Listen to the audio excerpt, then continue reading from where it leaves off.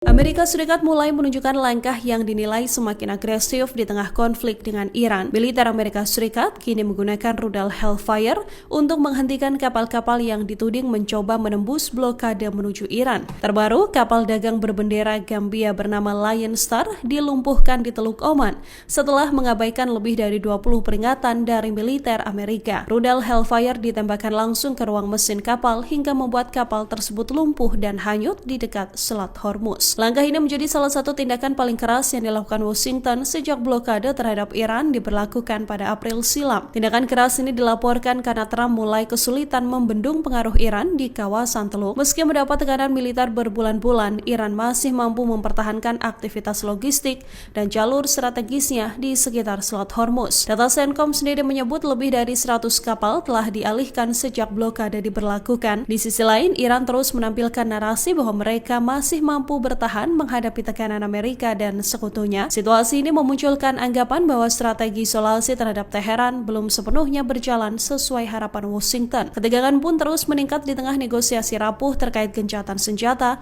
dan keamanan jalur pelayaran internasional. Hingga kini konflik di sekitar Selat Hormuz masih menjadi salah satu titik paling panas dalam persaingan Iran dan Amerika Serikat.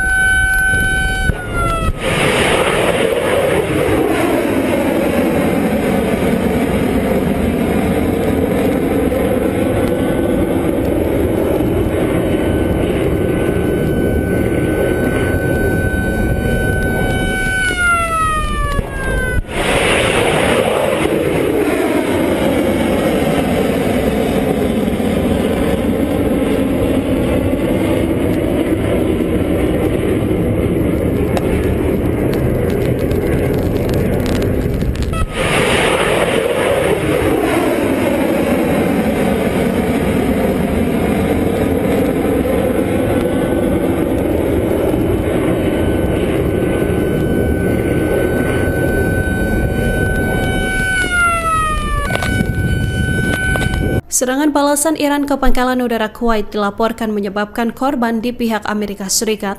Serangan ini dilaporkan terjadi pada Sabtu 30 Mei 2026.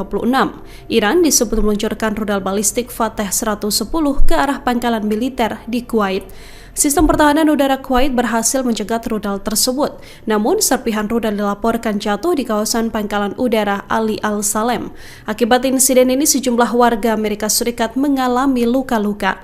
Korban terdiri dari kontraktor sipil dan personel militer aktif, hingga setidaknya 5 orang yang dilaporkan mengalami cedera ringan. Tak hanya itu, 2 drone tempur MQ-9 Reaper juga terkena dampak serangan. 1 unit drone dilaporkan hancur total, sementara 1 unit lainnya mengalami kerusakan parah. Hingga kini Komando Sentral Amerika Serikat atau CENTCOM belum memberikan pernyataan resmi. Serangan ini terjadi setelah Amerika Serikat menggempur target militer Iran di Bandar Abbas pada Kamis 28 Mei 2026.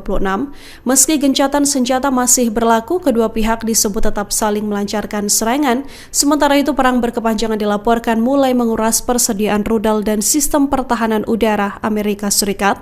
Data terbaru Departemen Pertahanan Amerika Serikat mencatat 14 warga Amerika tewas sejak konflik dimulai. Sedangkan lebih dari 400 lainnya dilaporkan mengalami luka-luka.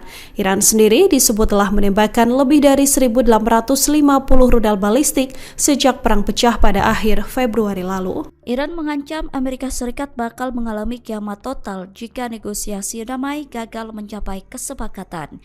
Meski pembicaraan negosiasi damai mengalami kemajuan, namun ketegangan antara Iran dengan Amerika Serikat belum mereda. Amerika Serikat justru menyerang sistem peluncur rudal Iran yang kemudian dibalas langsung oleh Teheran. Pejabat Iran menegaskan bahwa mereka masih memiliki berbagai opsi militer jika upaya diplomasi gagal. Iran bahkan memperingatkan perang baru bisa meluas keluar kawasan dan berdampak besar terhadap kepentingan musuh. Dilansir dari Iran Internasional pada Sabtu 30 Mei, Menteri Luar Negeri Abbas Araghchi menegaskan setiap serangan terhadap negaranya akan mendapatkan balasan.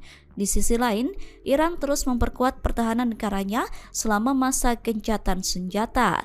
Iran terus mengembangkan teknologi militer termasuk drone canggih, rudal jarak jauh, hingga kemampuan mengganggu sistem komunikasi musuh.